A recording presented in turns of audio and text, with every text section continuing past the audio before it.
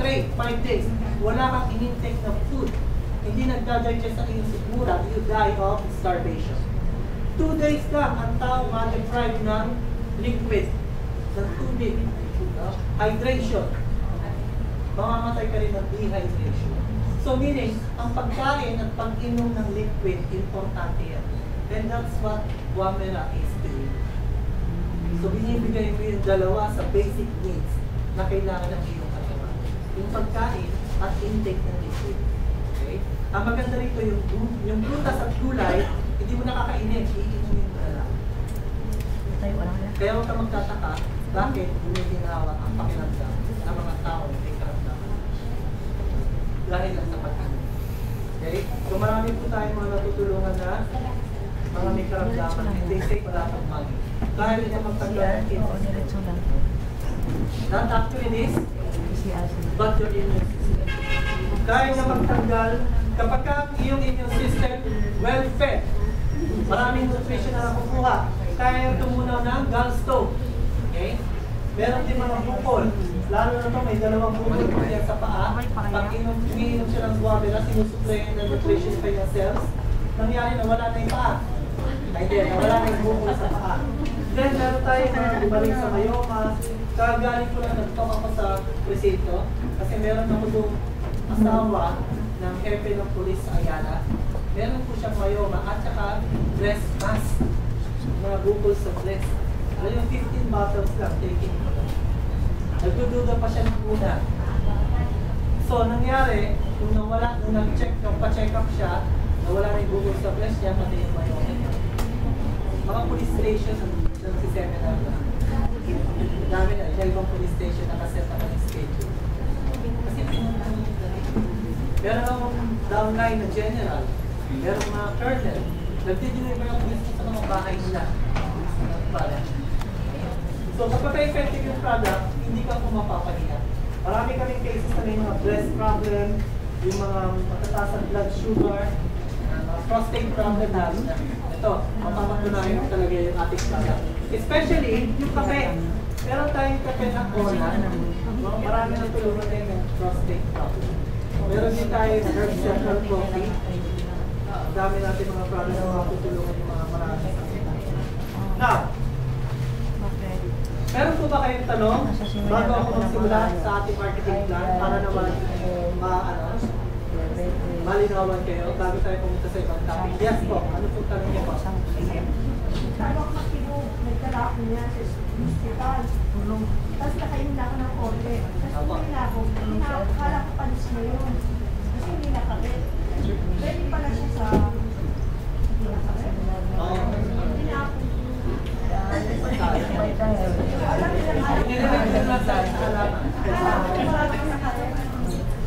So hindi, pwede po.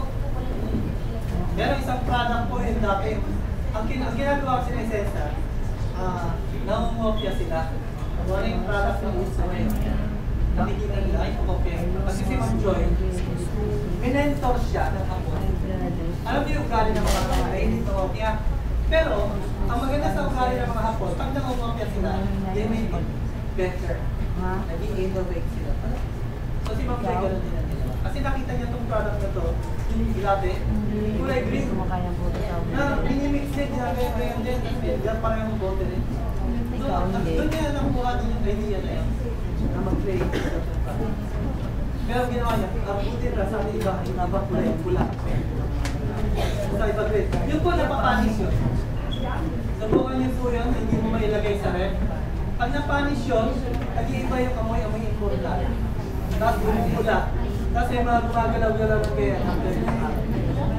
Ito po hindi. Kaya nangyari, convenient.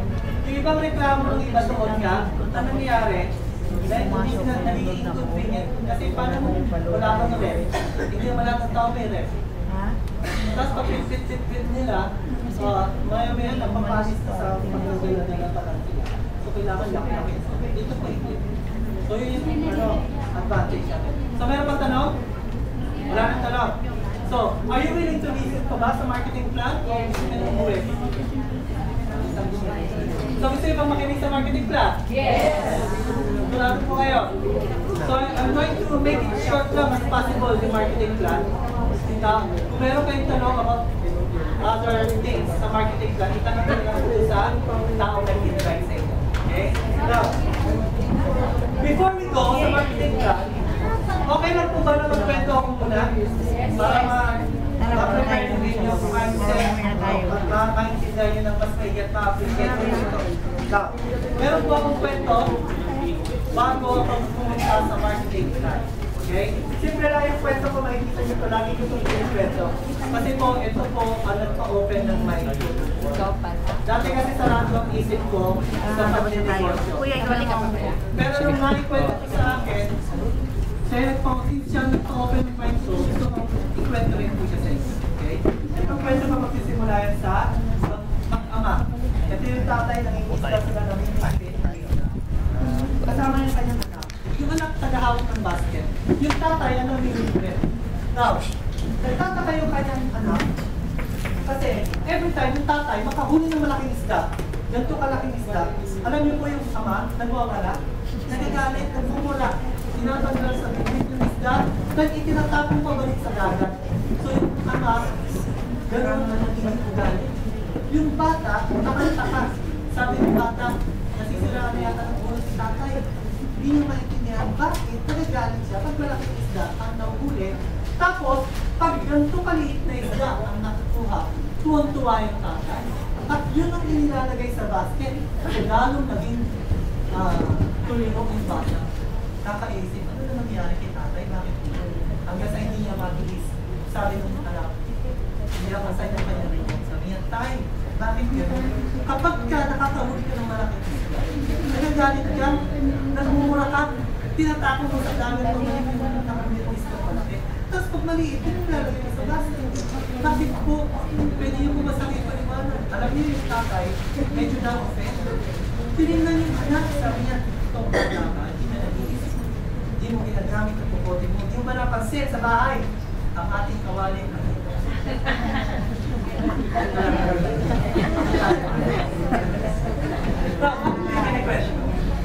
Alam niyo po ba, na ang tao po, ganun din. Tayo po, kapag ka tayo, ang kawali, maliit lang. May mga bagay na darating sa iyo, na malaking opportunity. Hindi mo siya maintindihan. Madalas magdududa tayo. Magagalit tayo. Magmumura tayo. Parang magdududa ka.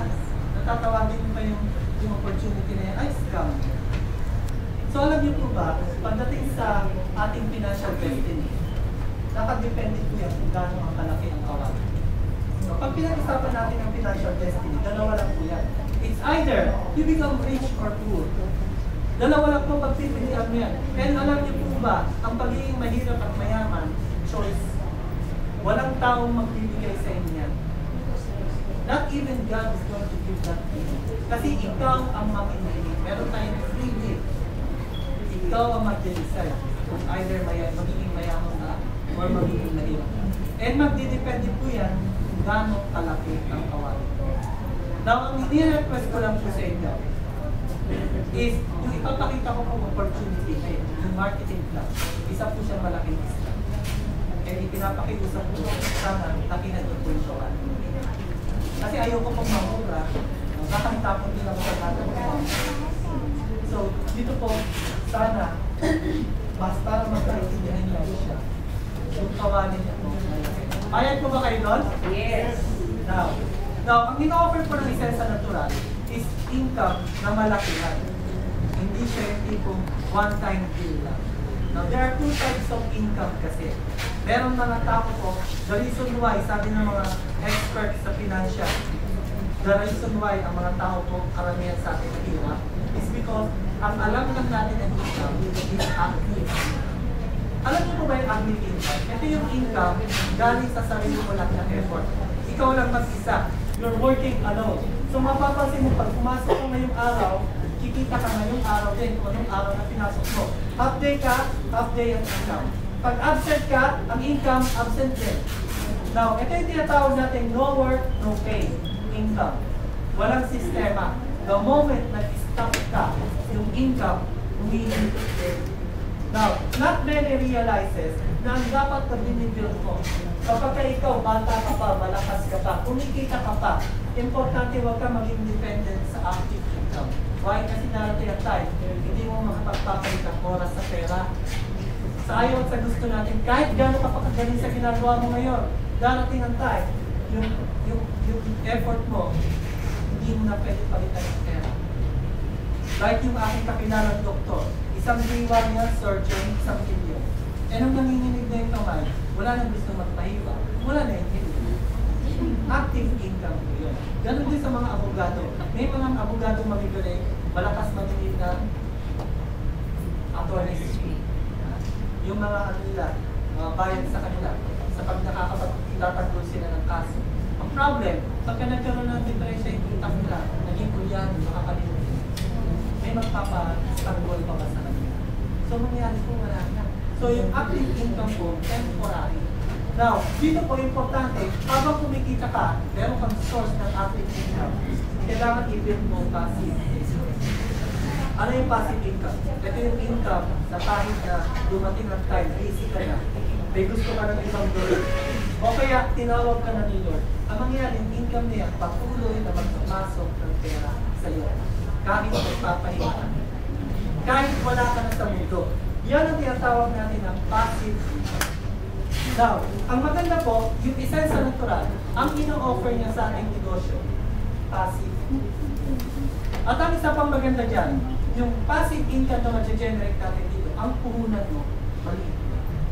Ang passive income kasi, pwede mo siyang piliin. Kung marami kang pera.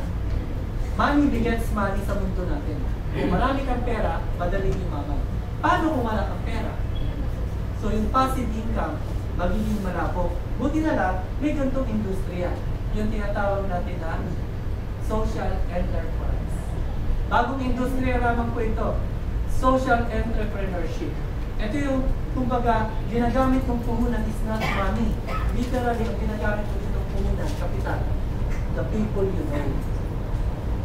Yung connection ko. Network po ang pinag-uusapan nito. Kapag kaya mo mag-build ng network, yayaman ka, kahit wala kang pera. Okay? So, ang pinaka-asset mo dito is yung kakilala. Okay? Now, ano nangyayari po dito? Ito ikaw.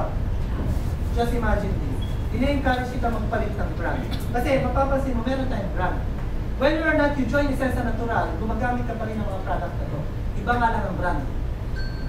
Nagsasabon ka, nag-shampoo ka, pabango ka, nagpupulbo ka, gumagamit ka ng mga pampaliit ng tiyan, gumagamit ka ng pampaputi, pampasex. Naghugas ka ng pinggan, naglalaba ka. Pero hindi ka member ng Esensa. What happened is that yung product na ginagamit mo, pag binasa mo ingredients, meron siyang masamang epekto sa health pag hindi siya organic. Ang mangyayari